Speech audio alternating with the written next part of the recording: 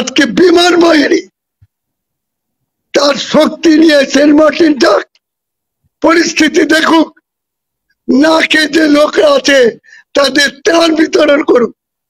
আর পররাষ্ট্র মন্ত্রণালয়কে বলবো তাদের শক্তি কাজে লাগিয়ে জাতিসংঘ, সার্ক, আসিয়ান এবং যে যে ফোরাম থাকে সেখানে বিষয়টা উল্লেখ করার জন্য। আমরা জাতীয় তরুণ সংঘের প্রতিষ্ঠাতা চেয়ারম্যান মোহাম্মদ ফজলুল হক, আপনাকে আজকে সেন্ট মার্টিনের উপরে যে আলোচনা হচ্ছে এই বিষয়ে আপনার কাছ থেকে একটু আমরা শুনতে চাই। কথা, স্বাধীন সার্বভৌম রাষ্ট্র গণপ্রজাতন্ত্রী বাংলাদেশ, এই দেশটা কোনো পরিবারের নয়, কোনো দলের নয়, সামরিক বেসামরিক সমস্ত জনগণের।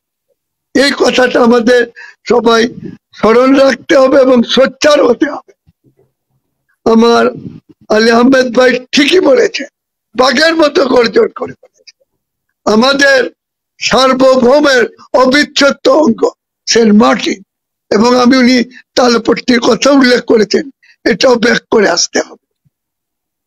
আজকে বিজেপি ওই যে চুয়াডাঙ্গা ঠিক আছে, চুয়াডাঙ্গা মাইকিমের মাধ্যমে একটা চেয়ারম্যান, ইউনিয়ন চেয়ারম্যান মাইকিমের বলা হচ্ছে, স্যার আপনি কি এটা মনে করেন আমাদের জন্য লজ্জা আর এটা শত্রুদেরকে দুর্বলতা প্রকাশ করে দেওয়া?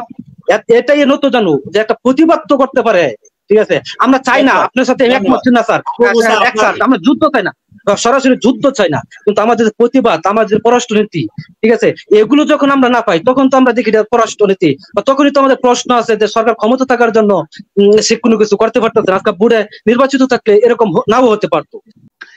কয়েকদিন আগে আমাদের নবনিযুক্ত প্রধান বিমান বাহিনী প্রধান এয়ার মার্শাল মোহাম্মদুল হাসান বলেছিলেন, যে আমাদের আঘাত করবে, আমার দিক থেকে এগিয়ে আসবে, তাদের দাঁত ভাঙা জবাব দেবে।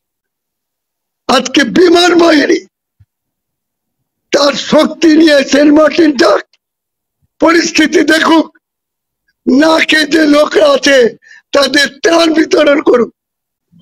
যে সেন্ট মার্টিতে আমার মনে হয় যে ওই আমি শুনছিলাম আপনার ইলেকশনের যখন ভোটের বাক্স নিয়ে যাওয়া হয় তখনও কিন্তু গুলি হচ্ছিল। ওবায়দুল কাদের সাহেব যে বললো যে ওখানে কোনো বাজলে আমরা প্রয়োজনে ব্যবস্থা নিব। এখন আমরা বলতেছি যে সরকার কোনো পদক্ষেপ নিচ্ছে না কে, বা সেনাবাহিনী নৌবাহিনী কোনো পদক্ষেপ নিচ্ছে না কে। তো এটা তো সরকারের তো অর্ডার করতে হবে, সরকারের তো সেটা বলতে হবে যে এভাবে এভাবে তোমরা এটা পদক্ষেপ নেও। আর ওখানকার লোকজন যে না খায়া আছে, গতকাল 1 ট্রলার ভিজিটির চাউল গেছে। এখন এই চাউলটা এরা 1 সপ্তাহ খাইতে পারবে, তার পরবর্তীতে কি খাবে? ওখানে কিন্তু খাওয়ার কোনো জিনিস সময় মতো পৌঁছিচ্ছে না। আমি বিশ্বাস করি বাংলাদেশ পাকিস্তান আমলে শিশুকে আমি দেখেছি, ওই ইপিআর দেখলেই ভারত আর মিয়ানমার তখনকার বারবা ভয় পালাতো।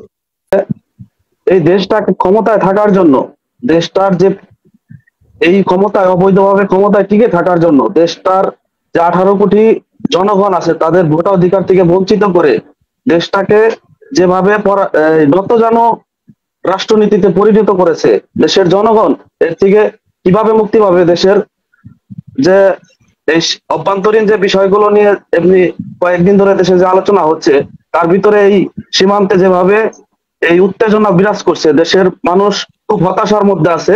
তারা কি পদক্ষেপ নিছে এবং দেশের জনগণকে কবে তারা এর থেকে মুক্তি দিবে? জেনারেল ওয়াকার, স্বাগত জানাই, আপনি নতুন সেনা প্রধান হয়েছেন। আমার বিজয় দিবসের কুচকাওয়াজে আপনি দুইবার নেতৃত্ব দিয়েছেন। আপনার সম্বন্ধে আজকেও আমার অনেক সামরিক অবসরপ্রাপ্ত এবং রানী অনেকের সঙ্গে কথাবার্তা হয়েছে, তারা ভালো বলছেন। আমি আশা রাখি এগুলি বিষয়ে কড়াভাবে নজর দেব। আপনার ঈদের আনন্দটা তো আমি মনে করি অনেকের কাছে মিলন হয়ে গেছে সেন্ট মার্টিনে এই খবরটায়।